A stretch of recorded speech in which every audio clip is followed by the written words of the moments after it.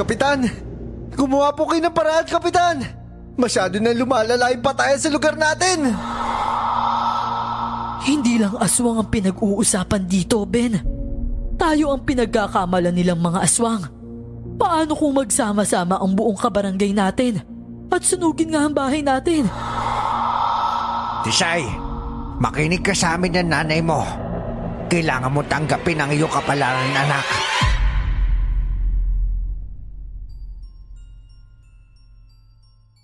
Bata pa lang ako, palagi ko nang naririnig na ako ay may angking ganda na walang katulad. Nag-iisang anak lang ako ni nanay at tatay. Si tatay, magaling na manggagamot sa aming lugar. At ang nanay ko naman, nagtitinda ng mga isda sa palengke.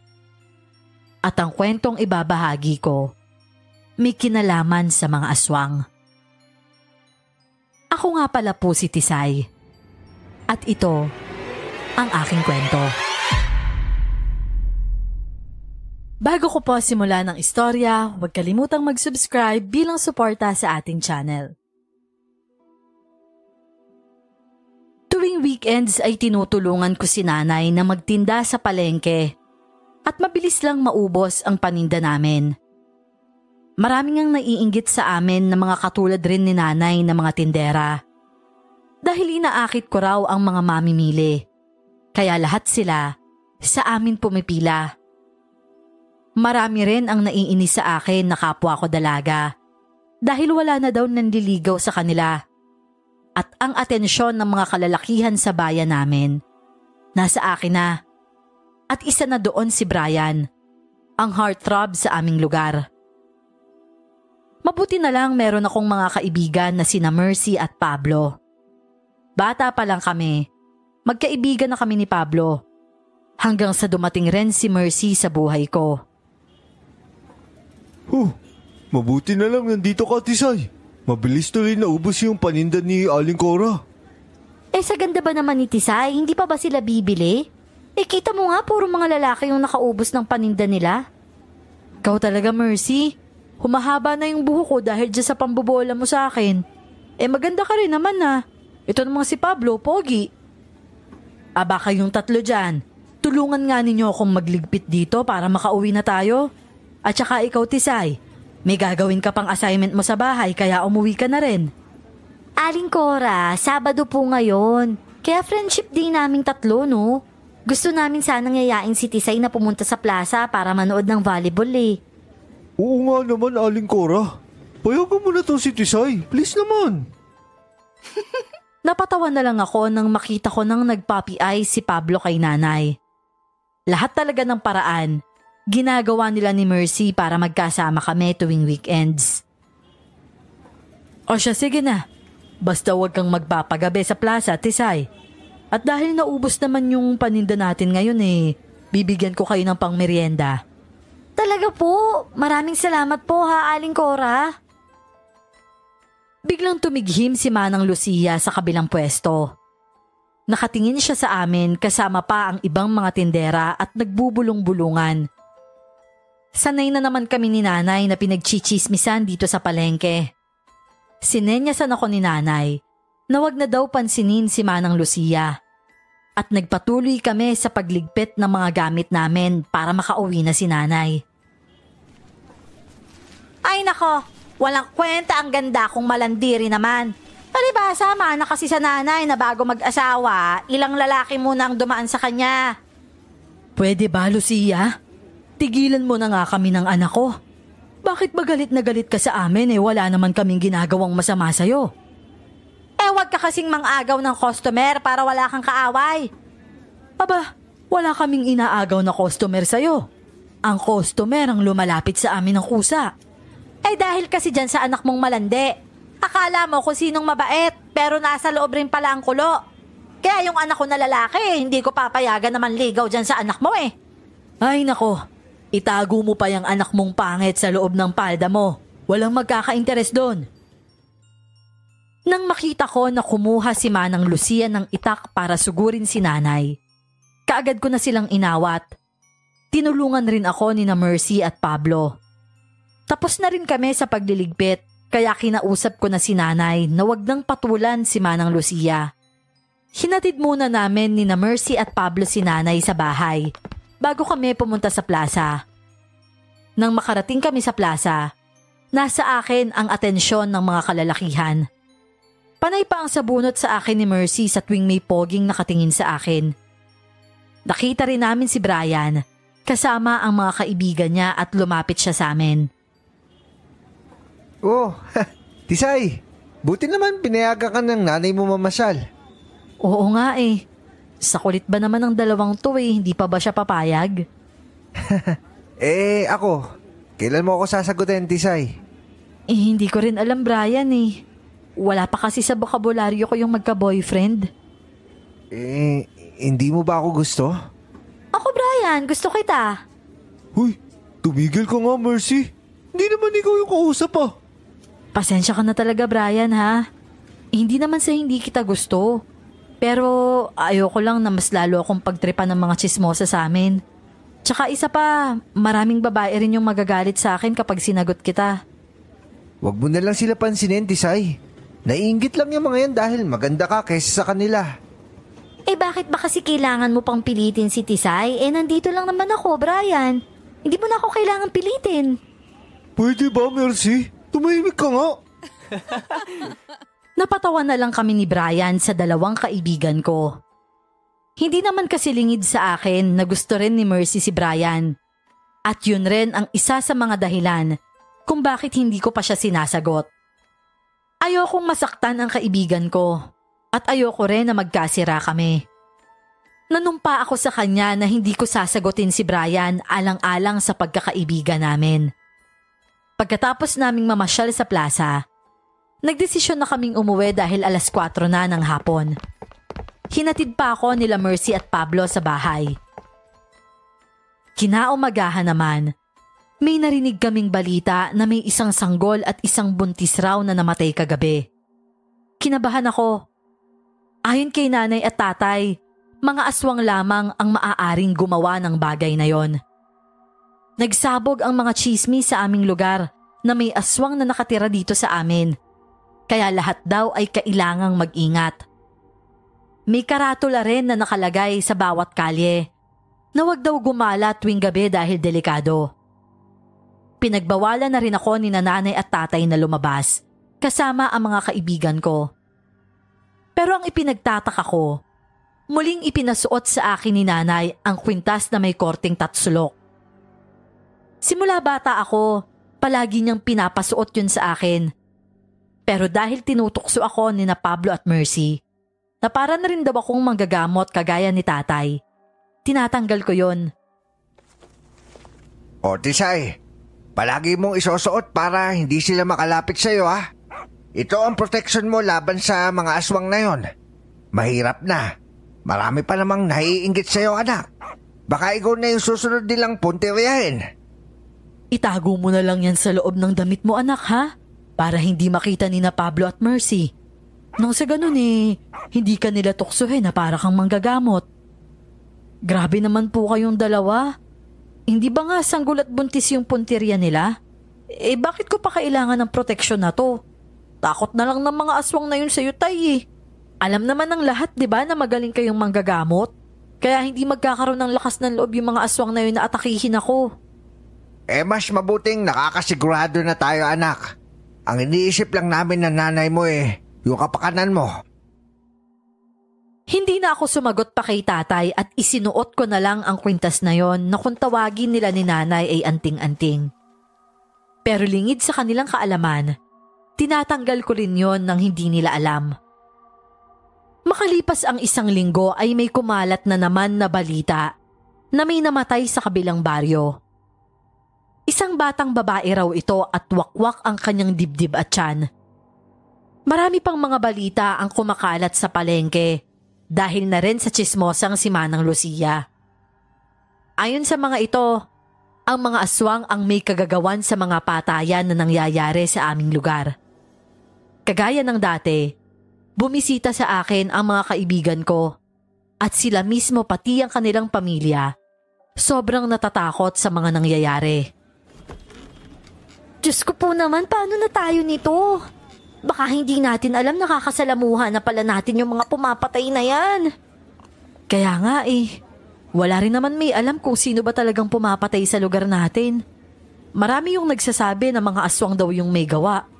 Pero kahit isa naman walang nakakita sa aswang na yun, kung totoo nga na nag-e-exist ba talaga sila. Pero alam mo si tatay, malakas yung kutob niya na may aswang dito sa atin. Naku, basta ako, hindi ako naniniwala sa mga aswang-aswang na yan. Pwera na lang kung makita talaga ng dalawang mata ko. Grabe, tapang mo naman na. Baka kapag makita mo yung mga aswang, maihi ka dyan sa salawal mo. Teka Pablo, balita ko malapit ng mga anak yung kapatid mo Bantayan nyo ng maayos yun Baka siya naman yung susunod na punteryahin ng mga aswang na yun. Kaya nga, Pablo, palagi kayong maghanda ha, para kahit anong mangyari, maprotektahan mo yung kapatid mo. Pagkatapos naming mag-usap ay saktong naubos na naman ang paninda namin ni nanay. 4:00 pa lang pero umuwi na kami ni nanay.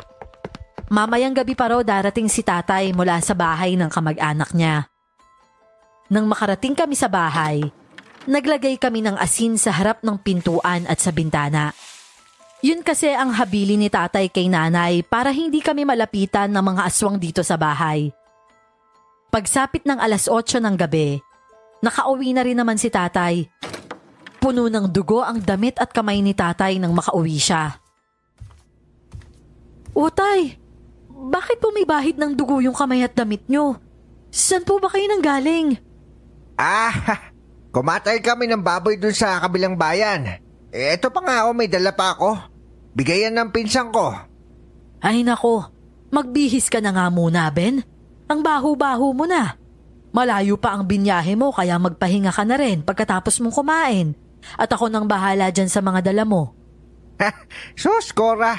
Gusto mo pa rin naman ako kahit ganito yung amoy ko sige na, salamat kung ganon.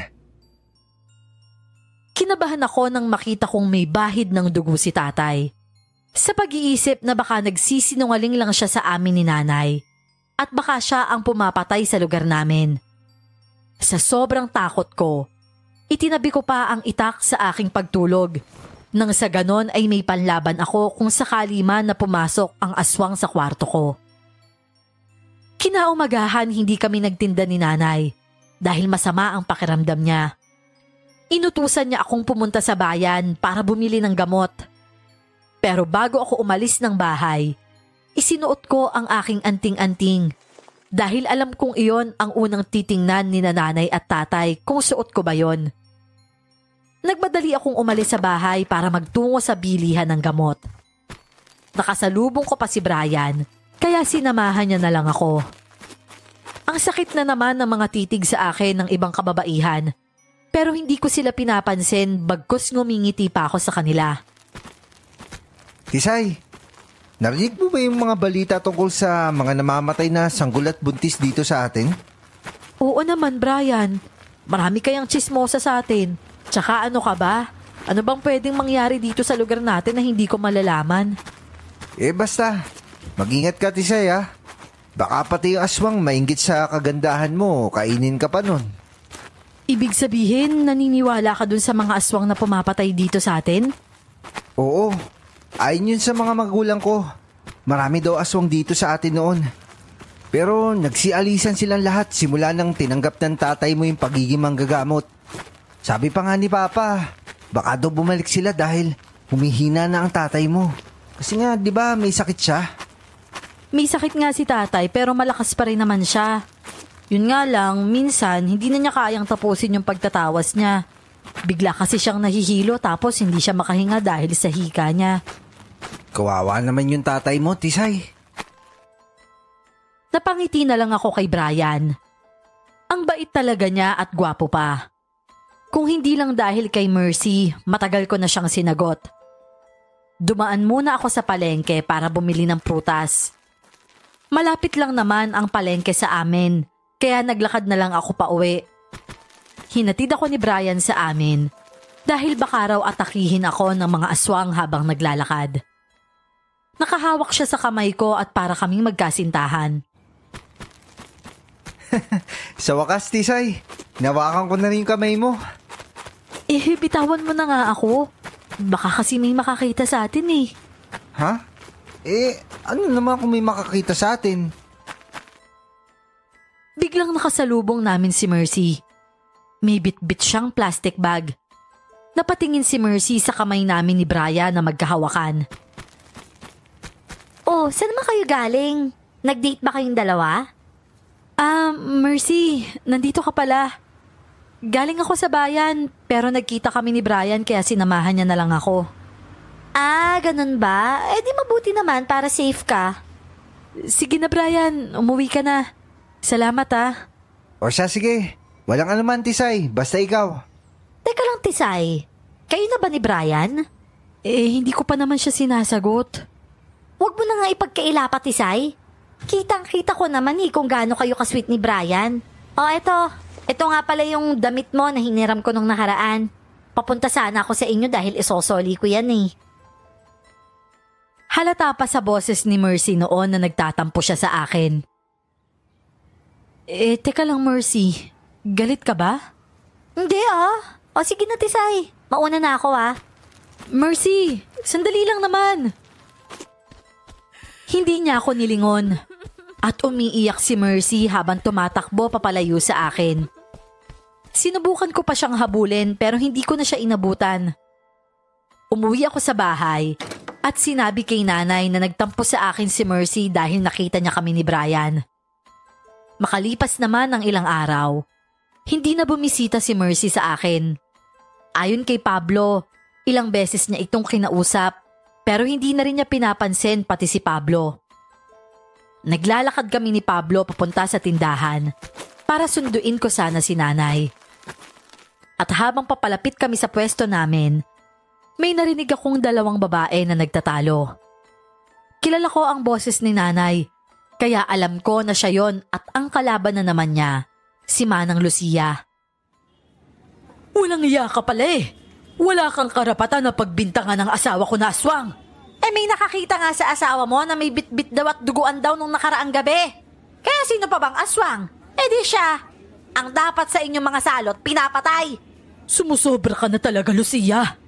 Alam mo, hindi ko talaga maintindihan kung bakit galit na galit ka sa amin lalo na sa anak ko. Nagsasabi lang ako ng totoo na itong asawa ni Cora, aswang. Ang asawa nito ay mamamatay tao. Kaya dapat sa mga to, mapaalis na sa lugar na to.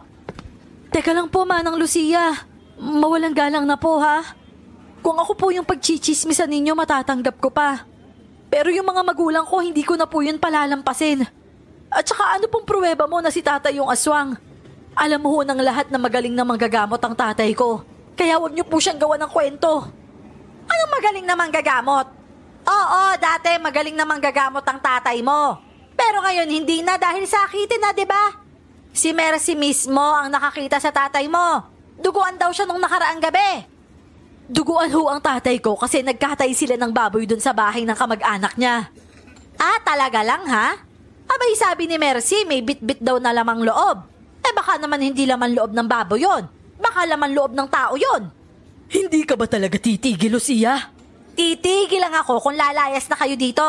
Para naman wala na kaming dapat ipag-alala. Mga salot kasi kayo.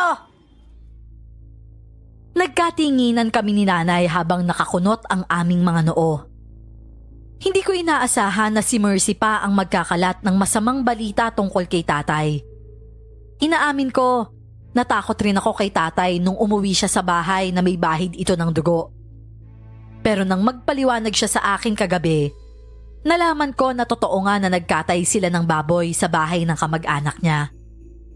Miski nga si Pablo hindi makapaniwala sa ginawang pagkakalat ni Mercy ng chismis tungkol kay tatay. Sa tingin ko, kaya yun nagawa ni Mercy dahil sa sama ng loob niya nang makita niya kami ni Brian. Walang yamo, no? Paano nagawa makapagchismisan ni Mercy kay Manang Lucia ng ganun? Hindi ba galit rin siya doon kasi palagi inaaway ang nanay mo? Tapos ngayon, magugulat na lang tayo na siya yung nagsimula ng chismis tungkol sa tatay mo.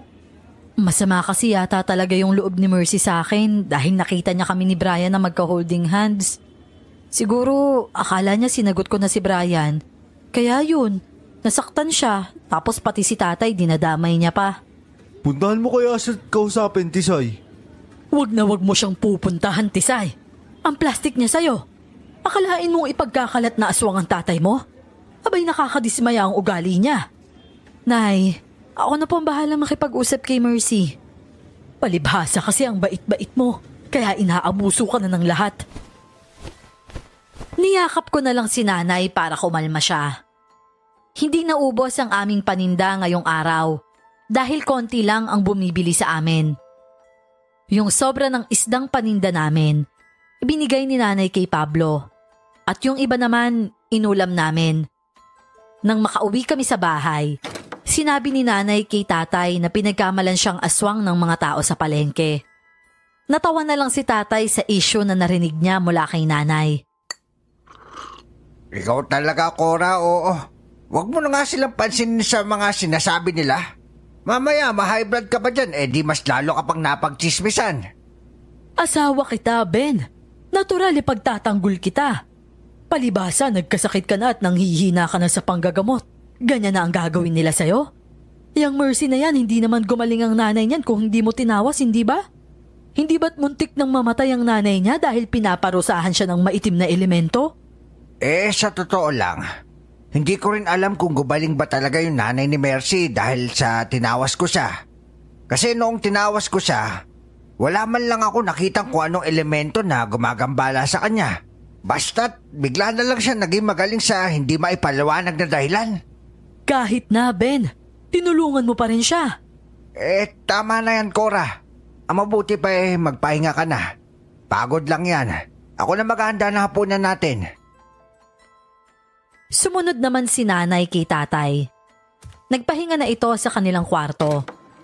Nagpaalam ako kay tatay na pupunta ako sa labas at may bibilihin lang ako at pumayag naman siya. Hindi inaasahan. Nakasalubong ko si Mercy at may mga kasama na ito na mga bago niyang kaibigan. Galit na galit rin si Mercy sa kanila dati dahil palagi nila akong pinaparinggan. Pero ngayon, magkasama na sila. Hindi pa ako pinansin ni Mercy pero ako ang lumapit sa kanya para makausap siya tungkol sa pinapakalat niyang chismis kay tatay.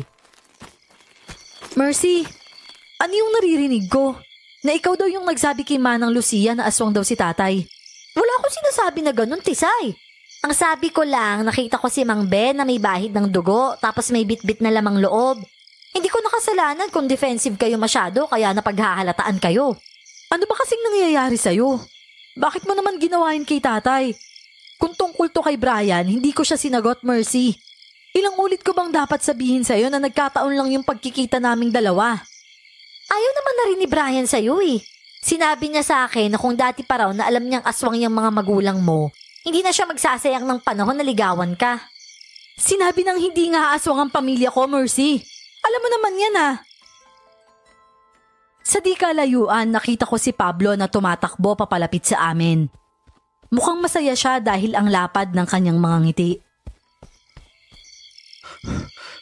Tisay, alam mo bang manganganak na yung kapatid ko ngayon? Ang sabi ng komandrona, baka mamaya alas 7 ng gabi lalabas na yung sanggol niya. Oh talaga, Pablo? Excited na ako makita yung baby ng ate mo. Handa na nga akong maging ninang niya eh. Ako rin, Mercy. Excited na rin ako makita yung pamangking ko. Babae pa naman yun. Pablo, ingat kayo ah. Alam mo namang may kasama tayong aswang dito. Baka mamaya puntiryahin nila yung sanggol ng ate mo. Huwag mo na nga akong pinaparinggan pa ng ganyan, Mercy. Hoy, tumigil nga kayong dalawa. Ikaw, Mercy kung makasira ka naman ng pamilya ni Tisay, parang wala kang pinagsamahan Bakit mo naman nagawang ipagkalat na aswang si Mang Ben? Hindi ka ba naawa sa tatay ni Tisay? Hindi ko naman sinabing aswang siya eh. Kasalanan ko ba kung nakita ko siyang may bit-bit na lamang loob? Inirapan ko na lang si Mercy at nagpaalam ako kay Pablo na umuwi sa bahay para makaiwas lang. Alam ko na patay siya kay Brian. At kaya niya kami sinisiraan sa mga tao. Dahil naiinggit rin siya na ako ang gusto ng lalaking gusto niya. Nakita ko si tatay na palabas ng bahay at may dala itong maliit na bag sa kanyang likod. Napatingin ako sa orasan. 6:00 na ng hapon. Delikado na ang lumabas sa ganitong oras. Kaya naman pinigilan ko siya. O tay, Saan po kayo pupunta? Delikado na po sa labas kapag ganitong oras Bibili lang ako ng alak, anak.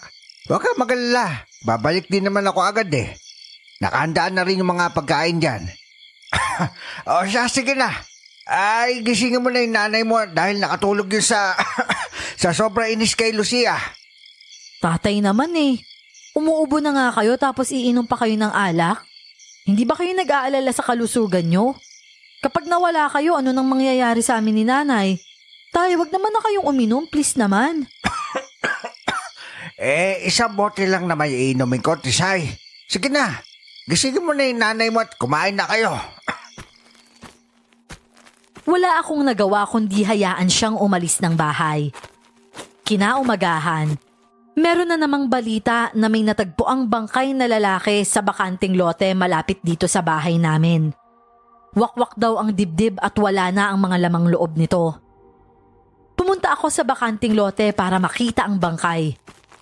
Marami rin ang mga taong naroroon dahil sa pag-aalalang baka kamag-anak nila ang namatay.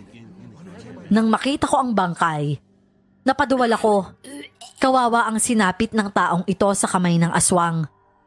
Marami siyang galo sa muka at wala na rin ang kanyang puso. Nandoon rin si Manang Lucia, Mercy at Brian. Sumigaw si Manang Lucia para makuha niya ang atensyon ng lahat. Hihintayin pa ba nating maubos tayong lahat dito bago tayo gumawa ng aksyon? Alam naman nating lahat na si Mang Ben at Cora ang mga aswang dito sa lugar natin. Kaya dapat na silang paalisin dito. Pati na din yung anak nila. Tama po si Chang Lucia.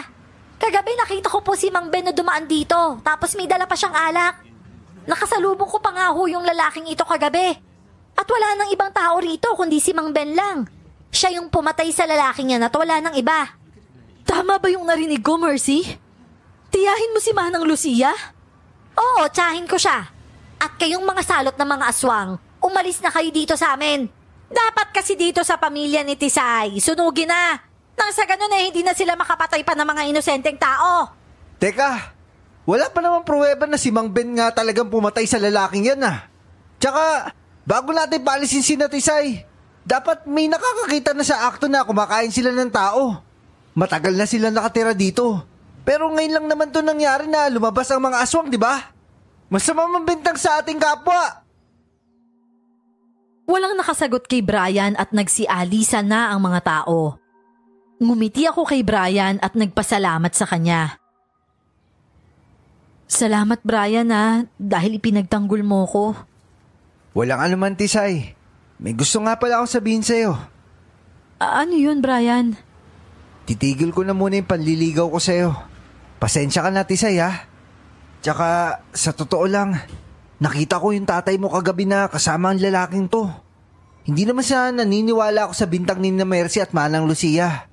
Pero nakita mismo ng dalawang mata ko na ang huling kasama ng lalaking to yung tatay mo.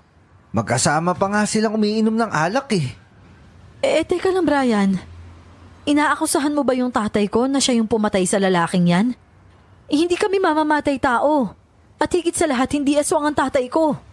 Pero, basta, pasensya ka na, Tisay Pero simula ngayon, ayoko na lumapit ka pa sa akin. At isa pa, nanliligaw na rin ako kay Mercy. Sorry talaga. Parang nabasag ang pandinig ko nang sabihin yun ni Brian. Pero hindi naman siya kawalan sa akin. Hindi ko rin kailangan ng lalaking hindi naniniwala sa akin. At higit sa lahat, hindi ko kailangan ng lalaking mapanghusga. O sige, okay lang yun Brian. Naiintindihan naman kita Salamat, Tisay. Alam mo minsan, kapag nakikita ko ang tatay mo, parang kinikilabutan na rin ako Pwede ba Brian? Kung huhusgahan mo lang din yung tatay ko, mas mabuting ang wag na lang tayong mag-usap. Tinalikuran ko si Brian at umuwi sa bahay. Nang makarating ako sa bahay, nakita ko si nanay at tatay na nag-uusap tungkol sa mga aswang. Umupo pa ako sa tabi ni tatay para tanungin siya kung totoo na magkasama sila ng lalaking yon bago namatay.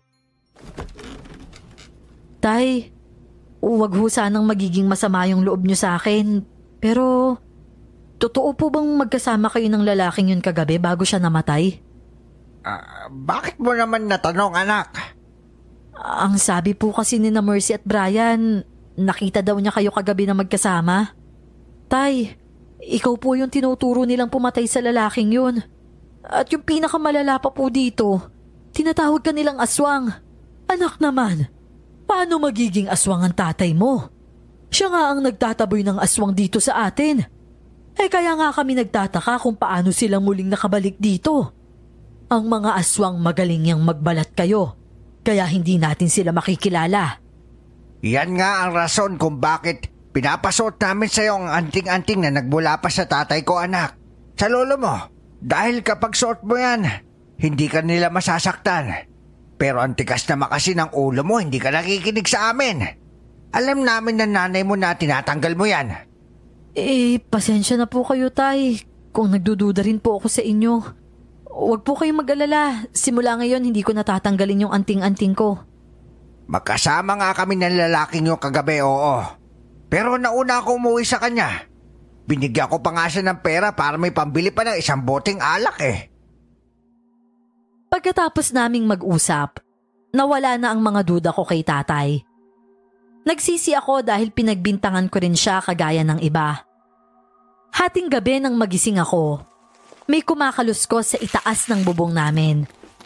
Kaagad akong bumangon sa aking higaan at kinatok ang pintuan ng kwarto ni nanay at tatay. Mabilis naman nila akong pinagbuksan ng pinto habang nag-aalala. Bakit, Tisay? Ano problema? Tay, may narinig po kasi akong kaluskos sa itaas ng bubong. Baka aswang na yon, Ben. Biglang lumakas pa ang kaluskos sa itaas ng bubong. Kaya dali-daling kinuha ni tatay ang kanyang itak. Pagkatapos, kumuha rin siya ng bawang at asin. Isinuot rin ni tatay ang kanyang anting-anting kagaya rin ng sa akin para hindi makalapit ang aswang sa kanya. Binuksan ni tatay ang bintana at biglang bumulaga sa amin ng isang pangit na nilalang. Buhaghag ang kanyang buhok at namumula ang kanyang mga mata at maiitim ang kanyang mga ngipin. Nakahawak siya sa bintana kaya kitang-kita ang mahaba nitong kuko. Napasigaw ako sa sobrang takot. Naglalaway pa ang aswang habang nakatingin sa akin. Tatay! Ayan na po ang aswang! Mag-ingat po kayo! Sabuyan mo siya ng asin, Ben! Bilisan mo! Hindi ako natatakot sa'yo, aswang ka! Kung talaga matapang ka, labanan mo ako! Tumawa lang ang aswang kay tatay kaya biglang kinuha ni tatay ang latigo nito sa kanyang likuran. At pinalo ang mukha ng aswang.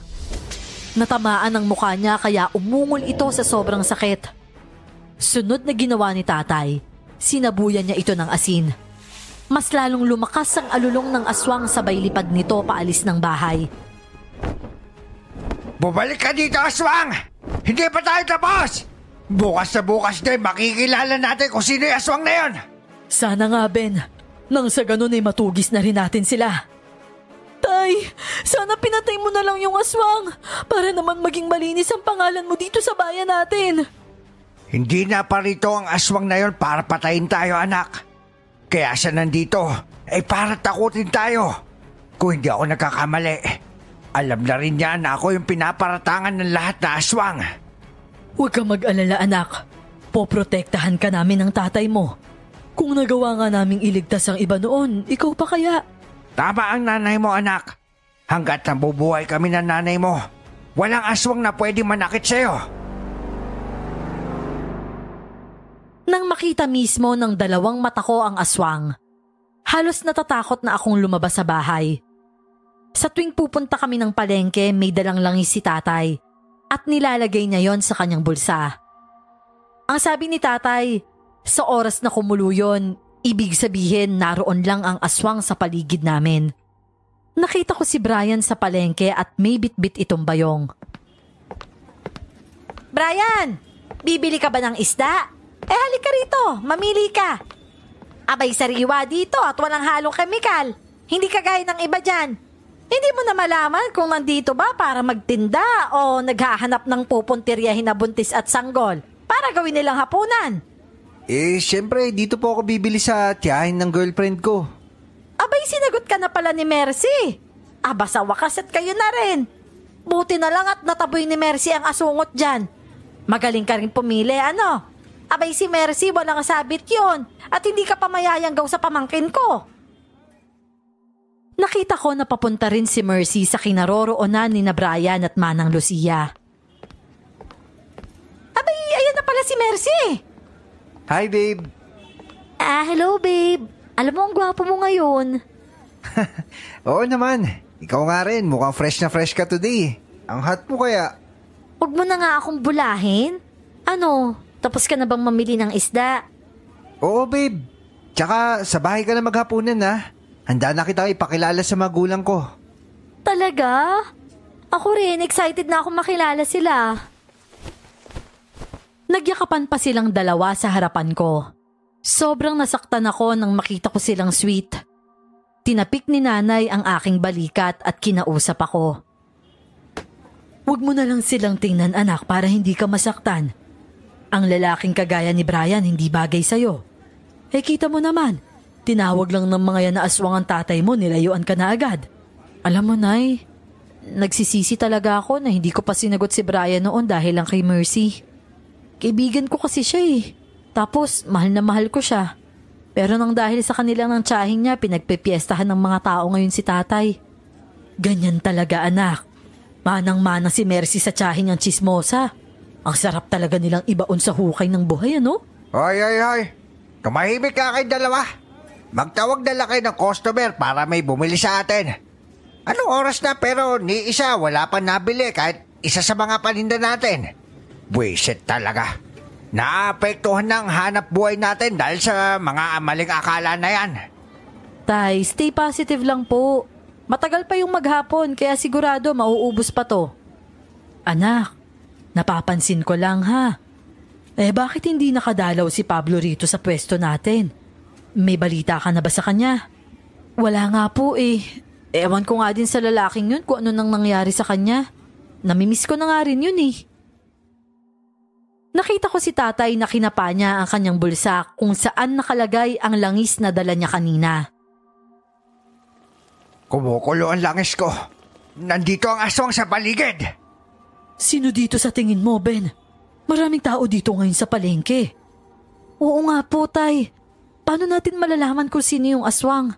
Alangan namang isa-isahin natin silang sabuyan ng asin. Baka naman mapaalis tayo dito sa pwesto nang wala sa oras. Ilibot niyo ang mga mata niyo. Hanapin niyo ang taong may sugat sa muka. At siguradong siya ang aswang na pinalo ko ng latigo kagabi. Sinunod naman ni nanay ang inutos ni tatay.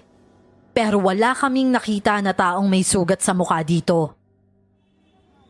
Tay, wala naman po eh. Ako maghanap. Mag-iingat ka, Ben. Siya ang mag-ingat sa akin. Dahil kapag nalaman ko kung sino siya, tigok siya sa akin. Umalis si tatay sa pwesto at umikot sa palengke. Dumaan siya sa tabi ng pwesto ni Manang Lucia. At nakita ko na binangga siya ni Mercy. Nahulog sa kamay ni tatay ang langis na hawak nito. Ano yan, Mang Ben? Langis ba yan? Wala ito, Mercy. Hala, tingnan niyo, may langis si Mang Ben, no? Ito yata yung pinapahid niya sa katawan niya para maging ganap siyang aswang. Sinasabi ko na nga, be. Ikaw talaga yung aswang dito sa atin, Ben. Nagpapanggap ka pang manggagamot, ha? Para lang mapaniwala mo kaming lahat. Hindi ako aswang. Kaya ako nga dala itong langis para malaman ko kung may aswang sa paligid. Kumukulo ang langis ko. Ibig sabihin nandito lang aswang sa paligid natin. Huwag ka na nga magpalusot pa dyan, Ben.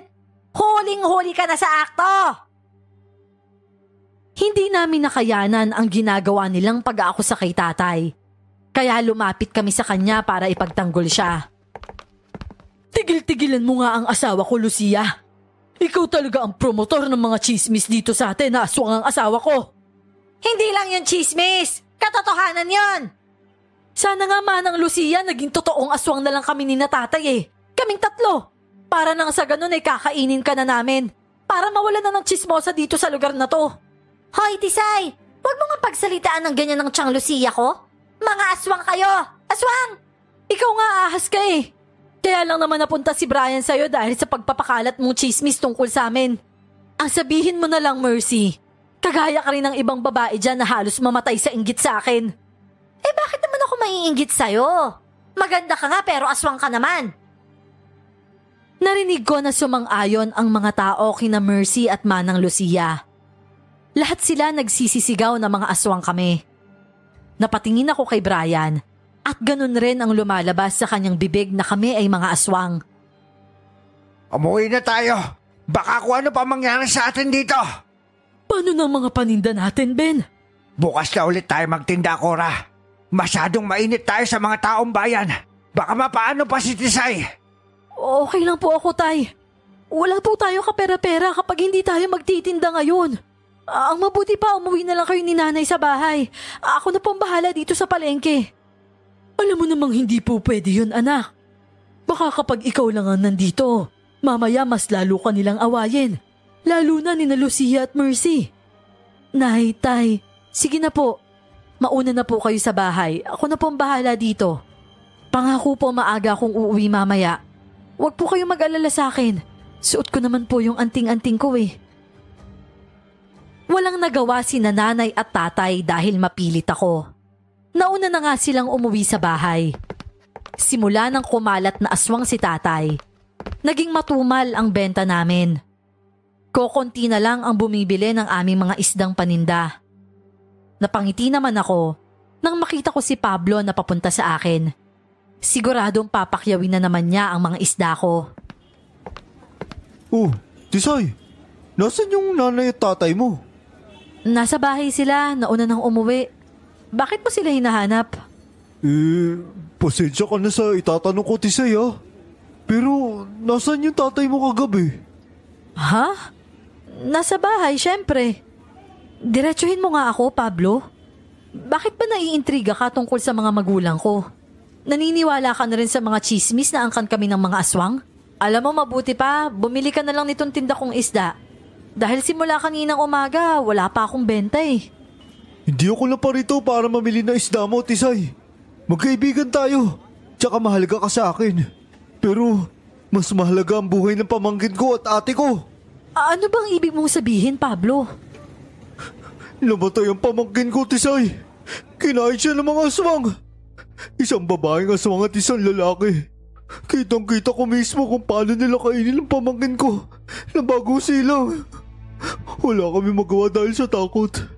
Pero yung ate ko, sinubukan niya iligtas ang anak niya. Kaya siya napuruan ng mga aswang. Ano? Totoo ba yung mga sinasabi mo? Oo. Kaya ilabas mo na ang mga magulang mo. Dahil magbabayad sila sa ginawa nila sa pamangkin at ate ko. Sana noon palang naniwala na ako sa sinabi ni Mercy na aswang ang mga magulang mo.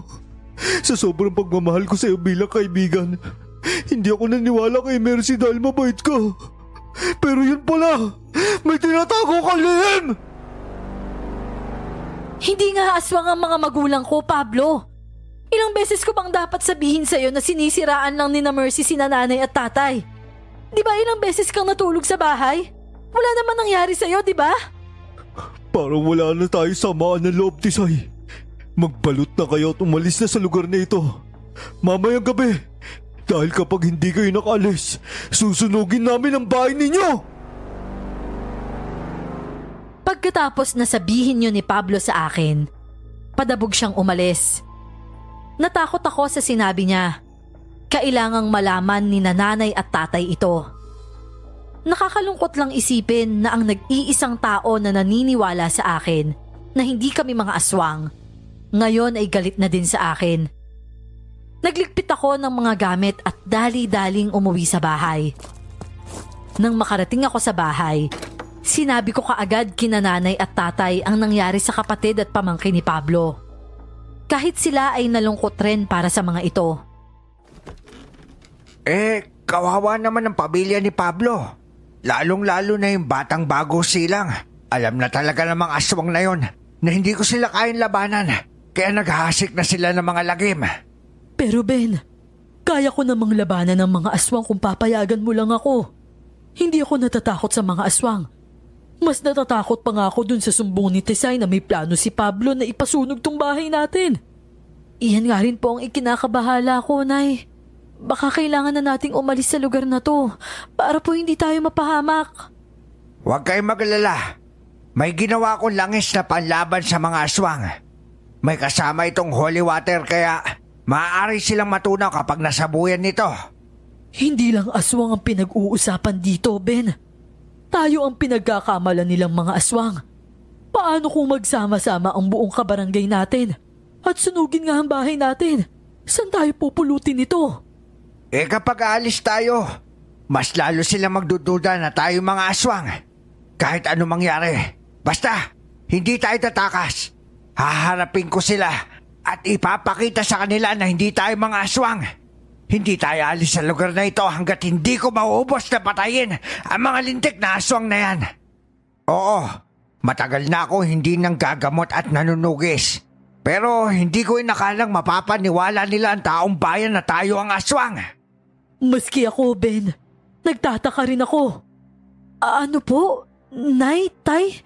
Nakipaglaban po kayo sa mga aswang? Oo anak, kami ng nanay mo nung bago ka palang isilang.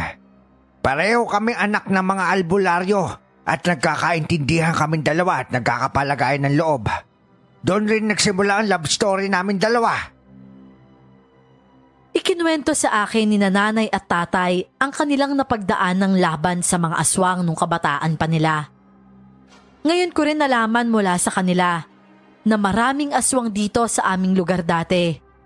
Pero simula nang lumipat si nanay at tatay dito, nag-alsabalutan ang mga ito dahil sa takot na mapatay sila ng mga magulang ko.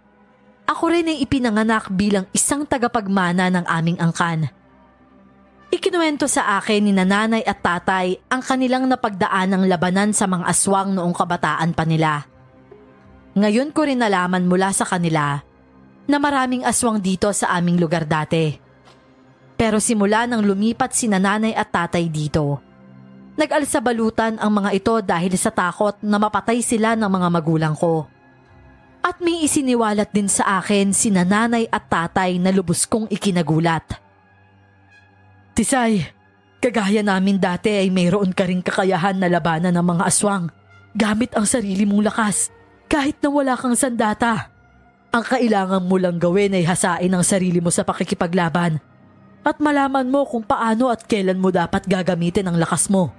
Tisay, makinig ka sa amin ng nanay mo. Kailangan mo tanggapin ang iyong kapalaran, anak. Hindi ka normal na tao kagaya ng iba. Teka lang po, Tay. Ano po bang sinasabi nyo? Hindi ko po maintindihan. Handa na akong isalin sa iyo ang kakayanan ko bilang manggagamot, Tisay. Ito naman ang punyal na ipapamana ko sa iyo, anak. Galing pa to sa ninuno ng mga magulang ko. Kapag may nakalaban kang aswang, itatarak mo ito sa dibdib nila para mapatay mo sila kaagad. At itong latigo, Tisay. Pamana sa akin nito ng lolo mo bago siya namayapa. Sa oras na matamaan mo ng latigo ang aswang na ito, nakalaban mo, siguradong hindi na yung makakatakas sa iyo. Madadali mo siya at mapapatay. Naguguluhan man ay tinanggap ko ang mga binigay ni nanay at tatay. Ilang segundo pa ang nakalipas. May narinig kaming ingay papalapit sa bahay namin. Sumilip kaming tatlo sa bintana at nagtinginan kami nang makita namin ang maraming tao na papunta sa bahay. May dala silang mga apoy. Mukhang seryoso nga si Pablo na ipapasunog nila ang bahay namin. Cora, itakas mo na si Tisay. Ako nang harap sa kanila. Iligtas mo yung anak natin. Hindi kita iiwan dito, Ben. Tumakas na tayong tatlo. Doon na tayo dumaan sa likod. Oo nga po, Tay. Tumakas na po tayo. Malapit na sila dito sa bahay natin. May paninindigan akong tao, anak. Hindi ako alis dito sa bahay natin. Iligtas mo ang sarili mo at ikaw rin, Cora. Makinig ka sa akin.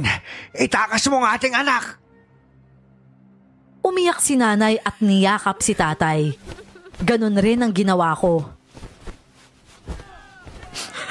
Ben, aalis tayong tatlo sa bahay na to. Hindi ko kayang iwan ka dito mag-isa. Huwag na matigas ang ulo mo, Cora. Walang patutunguhan kung magtatalo pa tayo. Nasa bakuran na sila. Tay, paano po kayo dito? Hindi ko kayang mawala kasama ni nanay. Aalagaan mo ang sarili mo, anak. Kakailanganin ka ng kababayan natin kapag nawala na ako. Mahal na mahal kita, Tay. Pasensya ka na kung sa ngayon wala akong magawa para sa'yo. Huwag mong sisihin na sarili mo, anak. Nagmamakaawa na ako sa inyo. Umalis na kayo ng nanay nyo. Hanggang sa huling pagkikita natin, Ben. Mahal na mahal ka namin ng anak mo. Tisay, halika na. Doon tayo dumaan sa likod para hindi nila tayo makita. Dumaan kami ni nanay sa likod ng bahay namin para walang makakita sa amin. Naririnig ko rin ang boses ni Manang Lucia at Mercy at saka ni Pablo na sumisigaw. Tisay! Ilabas mo mga magulang mo! Sunogin na yung mga aswang na yan para hindi na makapambiktima pa! Bilisan na natin mga kasama para hindi na sila makatakas! Mang Ben!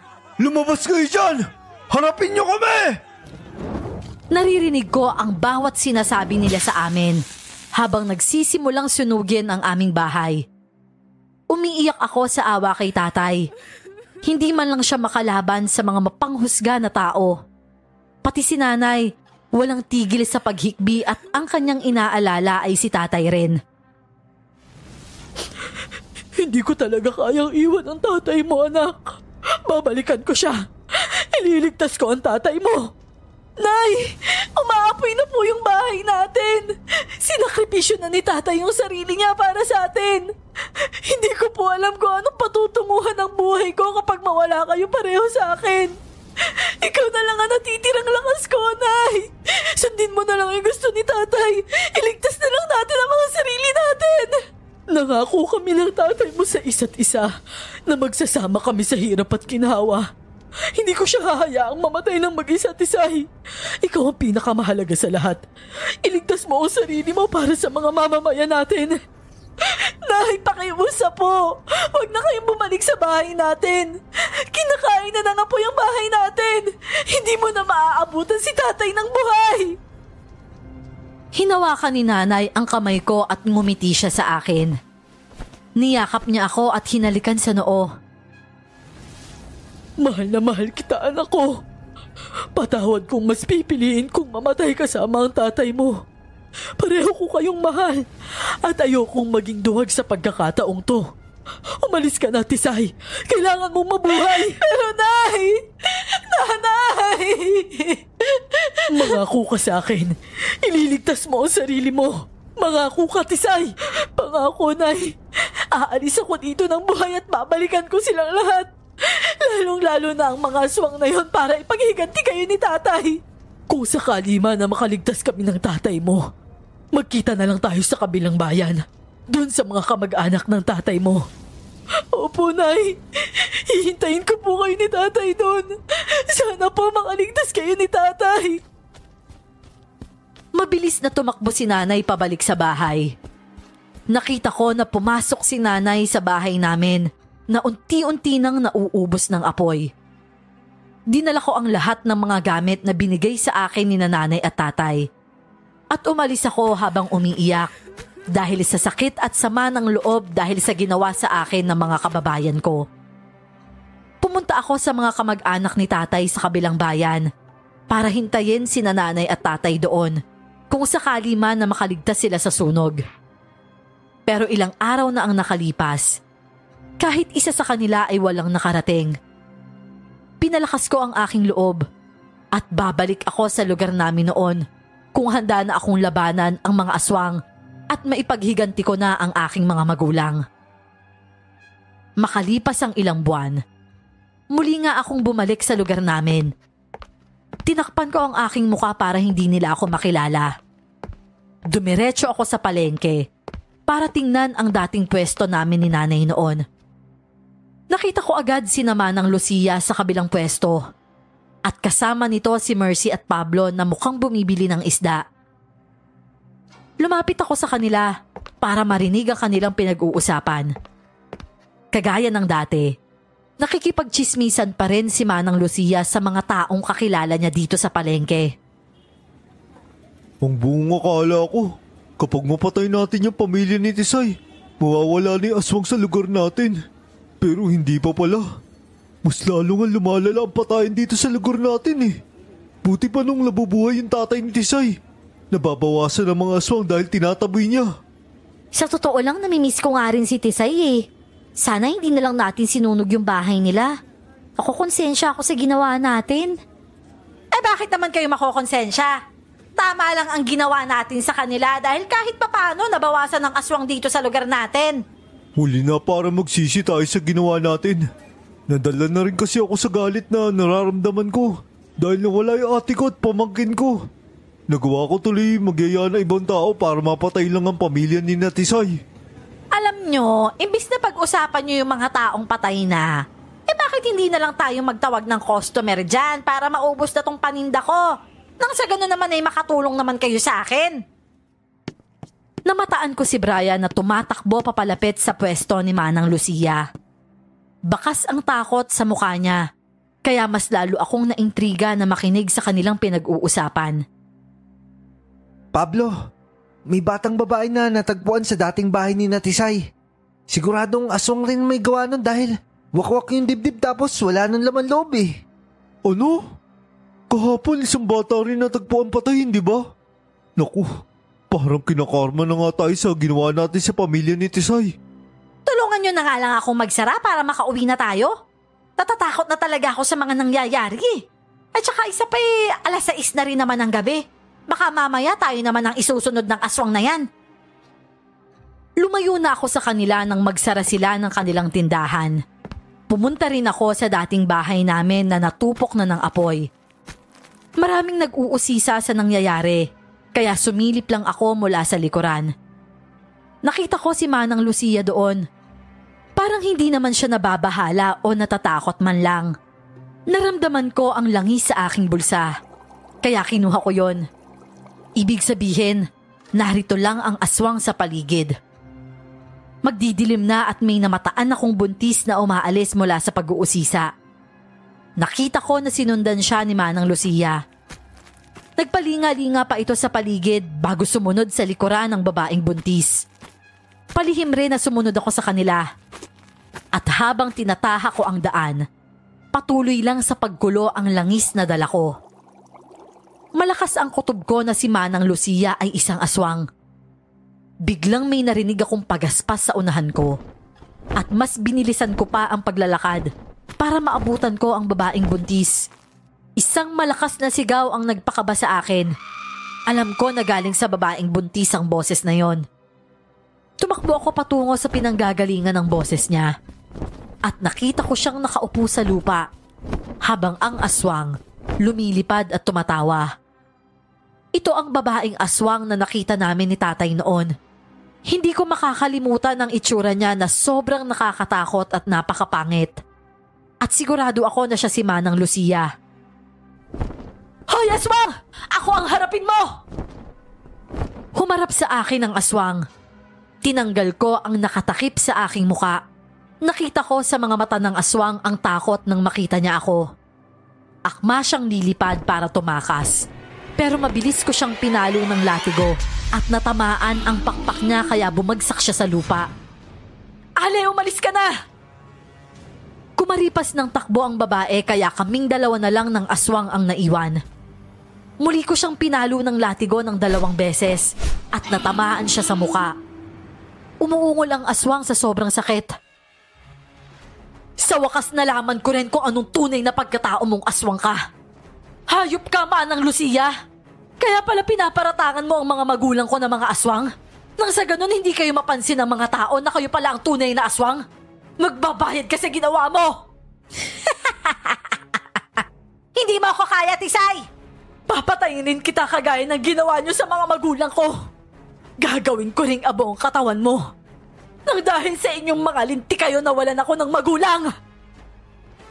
Muli ko siyang hinampas ng latigo pero nakalipad siya kaya hindi ko ito natamaan. Umikot siya sa itaas ng aking ulo at kumuha ng buwelo para sugurin ako. Isang mabilis na pag-atake ang ginawa niya sa akin pero mabilis akong nakailag. Hinampas ko ng latigo ang likuran ng aswang kaya muli bumagsak siya sa lupa. Sabihin mo sa akin kung sino pang mga aswang na nakatira dito sa lugar na to. Wala akong sasabihin sa'yo, Tisay. Kung ganon, ako mismo kikilala sa kanila at uubusin ko ang angka ninyo! Tinarakan ko ng punyal ang dibdib ni Manang Lucia. Kaya unti-unti siyang nalagutan ng hininga hanggat hindi pa lumiliwanag. Hindi magbabalik ang dating anyo ni Manang Lucia. Kaya pinutol ko ang ulo niya at dinala sa barangay. Muli kong tinakpan ang aking muka bago ako pumunta sa barangay. Nakita ko na nagkakagulo ang mga tao sa barangay dahil na rin siguro sa kanilang takot. Kapitan! Gumawa po kayo ng paraan, Kapitan! Masyado na lumalala yung patayan sa lugar natin! Kapitan! Ano po ba plano niyo sa lugar natin? Tumighim ako para makuha ang kanilang atensyon. Iniba ko pa ang boses ko para hindi nila mahalatang ako yon. At itinapon ko ang ulo ng aswang sa kanilang harapan. Lahat sila ay napasigaw dahil sa takot nang makita yon. Nahuli ko ang isang aswang sa lugar na to. Kailangan yung mag-ingat dahil marami pa silang nakatira dito. Paano mo siya nahuli? Sino siya? Siya si Manang Lucia. Ano? Diyos ko! Paano nag-aswang si Manang Lucia? Hindi ba siya mismo yung unang nagwawala? Sa tuwing may namamatay dahil walang aksyon na ginagawa si Kapitan? Marami talagang napapahamak dahil sa maling akala. Miss, paano mo nahuling aswang pala si Manang Lucia? At pwede ka ba namin makilala para makapagpasalamat man lang sa'yo? Isa yun sa kakayahan ko na kailanman hindi nyo maiintindihan. Maraming salamat sa iyo. Kahit papaano, nabawasan ang pagkabahala namin dahil nahuli mo si Manang Lucia na siya pala yung aswang. Pero pwede ka ba magpakilala sa amin? Hindi na mahalaga kung sino ako at paano ko siya nahuli. Ang importante na gagawa ko ang obligasyon ko sa inyo. At yun ay iligtas kayo sa mga aswang. Napansin ko na wala si Mercy doon at hindi sila magkasama ni Brian. Kung ganun, dapat malaman ni Mercy na aswang yung tiyahin niya. Masyadong delikado kung pupuntahan pa natin si Mercy. Medyo malayo rin yung bahay ni Mercy at nasa loob pa ng kagubatan. Ipagpabukas na lang natin to, Pablo. Kaagad akong umalis sa barangay para puntahan si Mercy. Galit pa rin ako sa kanya. Pero karapatan niyang malaman na ang Tia Lucia niya, isang aswang. Mahirap hanapin ang bahay ni Mercy sa gitna ng kagubatan. May naririnig rin akong mga kaluskos na sumusunod sa akin, pero hindi ako natatakot. Kayang-kaya kong labanan ang mga aswang na yon gamit ang latigo at punyal na dala ko. Nang makarating ako sa bahay ni Mercy, biglang nakita ko si Mercy na lumabas sa kanilang bahay at may bitbit siyang sanggol at umiiyak pa. Tatawagin ko sana si Mercy para ipaalam sa kanya ang tungkol kay Manang Lucia. Pero laking gulat ko nang biglang nag-iba ang itsura nito. Naging buhaghag ang kanyang buhok, ang kanyang kuko ay tumulis, ang kanyang muka ay biglang naging nakakatakot. Lumaki rin ang kanyang bibig at lumalabas ang ngipin nitong matutulis. Mercy! Napalingon siya sa akin at nagulat siya nang makita ang mukha ko.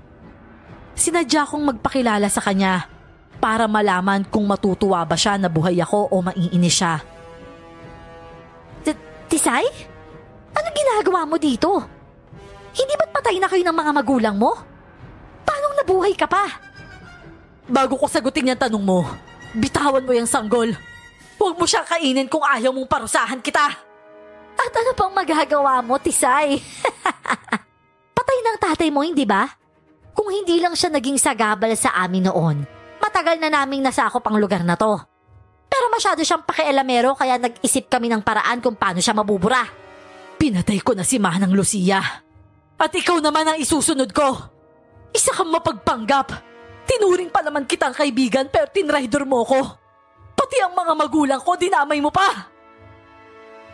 Inilapag ni Mercy ang bata at bumalik sa kanyang dating anyo na tao.